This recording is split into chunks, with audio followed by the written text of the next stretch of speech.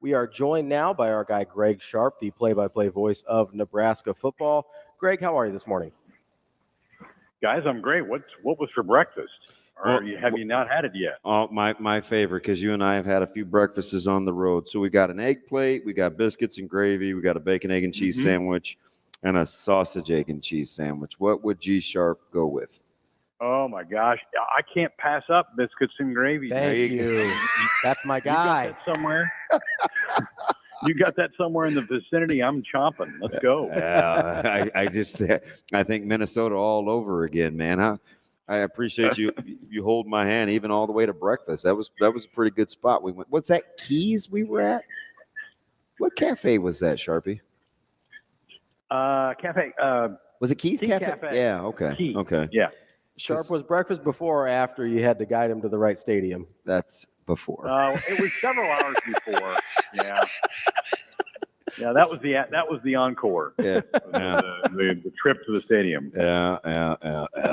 All right. How are we feeling, big guy, man? You know, every time I talk to you, you make my day. I'm looking forward to Saturday, man. How you feeling? Doing well. You know, it was a goal of mine once I got diagnosed back in the spring to make it to this point, and I have, and my body's feeling pretty good. And looking forward to being up in the booth with you and looking right down below us, DB, and seeing the Huskers. Not any longer on that far sideline, but right down and below us. I think that'll be a fun change for Husker football this fall. I know. I'm blind, so it's like you and B Mac won't have as much babysitting to do, man. Like, are you going to be okay just getting to do your own job and not have to help me do mine?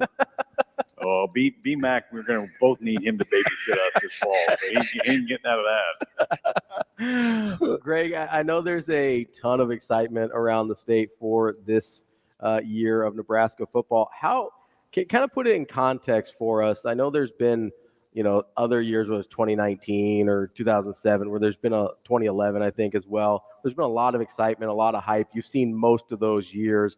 Like, how does this compare to some of those other ones? Oh, I think it's on par with all that. And I think there's real reason to be optimistic. I mean, we saw signs of improvement in the program last year. We knew there was issues at the quarterback position, needed to be better at that spot. I think we are. I think Dylan will prove to be a step up for the quarterbacks. Then you mix in the schedule. I mean, you cannot dismiss the schedule. And to me, this is 2016 all over again with the schedule set up. And that was Mike Riley's second year where they got off to the great start and found themselves in the top 10 in November. Not saying that's going to happen this time around, but the potential for that to happen is there with this group and this particular schedule. So I think the upbeat is warranted, and certainly can't wait to get this thing started tomorrow. Tomorrow. Yeah, let's go tomorrow.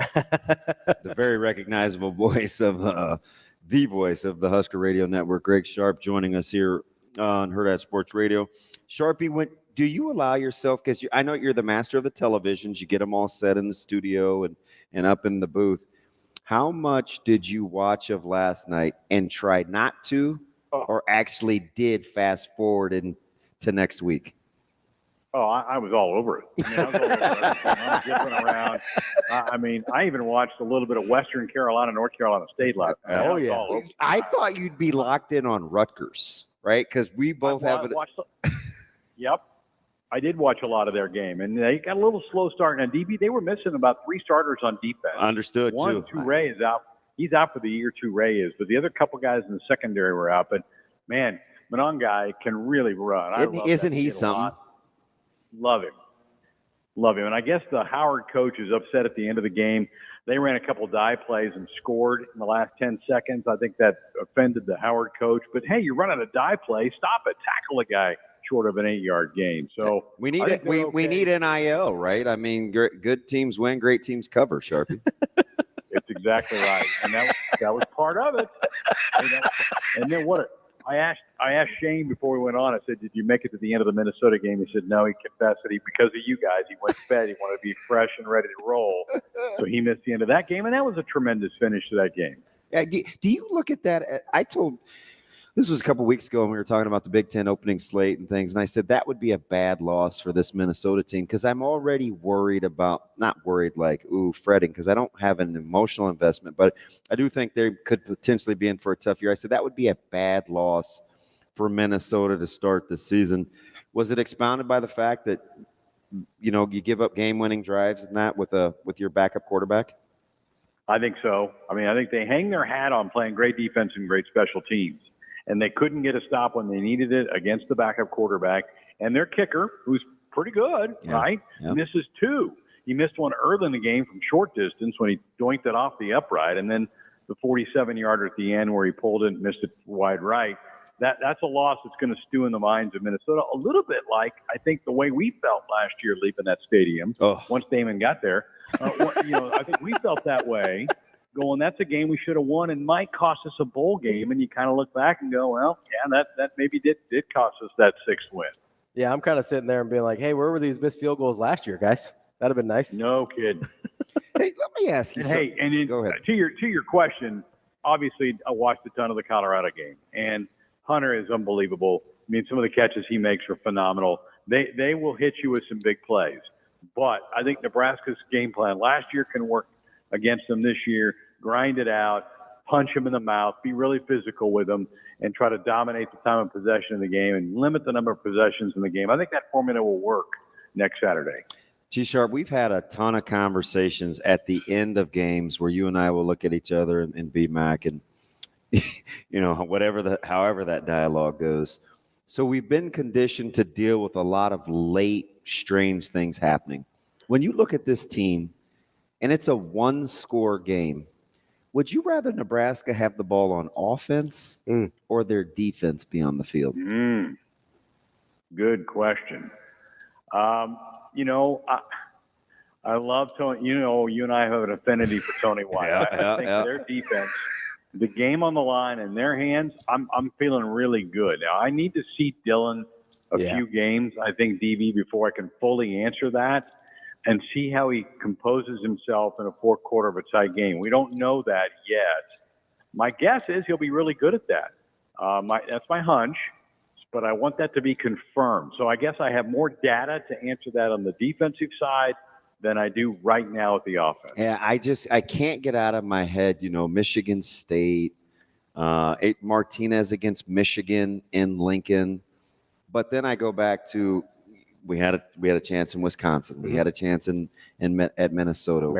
Maryland, Iowa, where it's like, okay, defense is out there. So I'm just thinking, with the way that this roster's built, which would I prefer? And I still don't have a really good answer. Because my heart's been broke all sorts of different ways, Yeah. Yep. Yeah, Sharpe, as we get ready for UTEP, is there anything, I know you do a ton of prep on every team that you guys call. I know you and DB are both kind of junkies that way, but junkies, sickos, whatever you want to call it. But what have you seen anything from UTEP, or I guess Austin Peay, because we're not watching any UTEP film, that you think could be something interesting to watch tomorrow? Yeah, I'm a big fan of the Governors. Man, I watched a ton of tape of Austin Peay. I like what they do. I like a lot of the things they do. And this is going to be a fun and I think a good test for Nebraska because of the way they spread things out. How about their sneaky ground game? He's pretty good. 1,300 yards He's back. legit. And it's because they spread you so much and they try to get him in space where he can use his wiggle a little bit. Defensively, they're either going to come at us or they're going to drop 8 or 9 in coverage and go find somebody. And so that'll be an interesting wrinkle and a good start to Dylan. And, hey, if I'm them, I'm giving Dylan all kinds of different looks, right? I mean, if I'm their DC, I'm going, as a freshman, he's going to be a little nervous. He doesn't know yet what's going on in college football. So I like this matchup because I think it's going to make Nebraska a little uncomfortable at times. But I think that's good with Colorado a week away. Two really, really bright guys. If you had to peg right now the more interesting storyline as the season goes on, you think it'll be Butler or Glenn Thomas? Well, I think it's Glenn. I do. And I love Coach Butler, man. I love watching him coach. I love the way he works the field out there. But I think it's Glenn Thomas and the responsibility of getting Dylan ready and maybe creating some interesting packages to utilize Heinrich in some different ways as well. But I think because of getting a freshman quarterback ready, I'm more interested and locked in what Coach Thomas is lining up for us. Greg, as you get ready for tomorrow on the Nebraska side, Obviously, there's a lot of questions or things people are interested to see, right? Whether it's Dylan Raiola, whether it's some of the new guys on defense. What's the thing for Nebraska that you're most interested to see in terms of the question marks you're looking to be answered?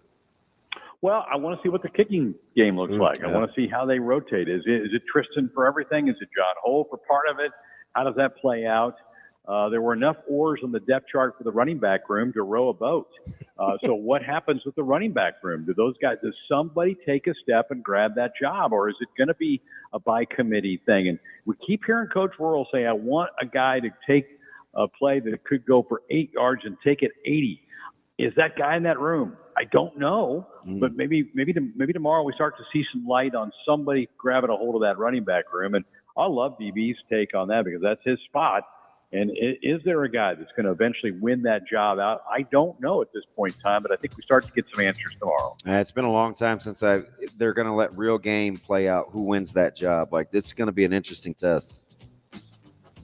Sharpe, we appreciate the time. As always, look forward to hearing you on the call tomorrow, and we will talk to you again soon. See you in the morning, buddy. Guys, always enjoyed DB. We'll see you in 24. You got it.